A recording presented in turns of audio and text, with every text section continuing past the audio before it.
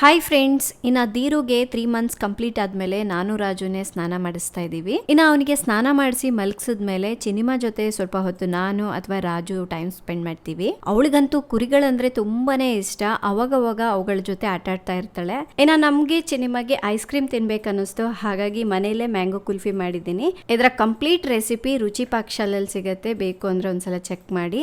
ಅದಾದ್ಮೇಲೆ ಹೊಸ ಮನೆ ಹತ್ರ ಪೇಂಟಿಂಗ್ ಕೆಲಸಗಳೆಲ್ಲ ನಡೀತಾ ಇತ್ತು, ಒಂದ್ಸಲ ನೋಡ್ಕೊಂಡ್ ಬರೋಣ ಅಂತ ಹೋದ್ವಿ. ಈಗ ವಿಂಡೋಸ್ ಎಲ್ಲ ರೆಡಿ ಆಗಿದೆ. ತುಂಬಾ ಜನರು ಕೇಳ್ತಾ ಇದ್ರಿ ಮನೆ ಕಂಪ್ಲೀಟ್ ಯಾವಾಗ ಆಗತ್ತೆ ಅಂತ. ನಾನು ಕೂಡ ವೇಟ್ ಮಾಡ್ತಾ ಇದ್ದೀನಿ, ಯಾವಾಗ ಕಂಪ್ಲೀಟ್ ಆಗತ್ತೆ, ಯಾವಾಗ ಓಪನಿಂಗ್ ಮಾಡ್ಬೇಕು ಅಂತ. ಇನ್ನು ಸಾಯಂಕಾಲ ನಾನು ರಾಜು ಮಕ್ಕಳು ಎಲ್ಲರೂ ಸೇರಿ ಶಾಪಿಂಗ್ ಹೋದ್ವಿ. ತುಂಬಾ ದಿವಸಗಳಾಗಿತ್ತು ನಾವು ಬಟ್ಟೆ ಶಾಪಿಂಗ್ ಮಾಡ್ಲಿಕ್ಕೆ ಹೋಗಿ, ಹಾಗಾಗಿ ಸ್ವಲ್ಪ ಚೇಂಜ್ ಇರುತ್ತೆ. ಅಂಡ್ ಚಿನಿಮಾಗೂ ಕೂಡ ತುಂಬಾ ದಿವಸದಿಂದ ಕರ್ಕೊಂಡು ಹೋಗ್ತೀನಿ ಅಂತ ಹೇಳ್ತಾ ಇದ್ದೆ, ಆಗ್ತಾನೆ ಇರ್ಲಿಲ್ಲ.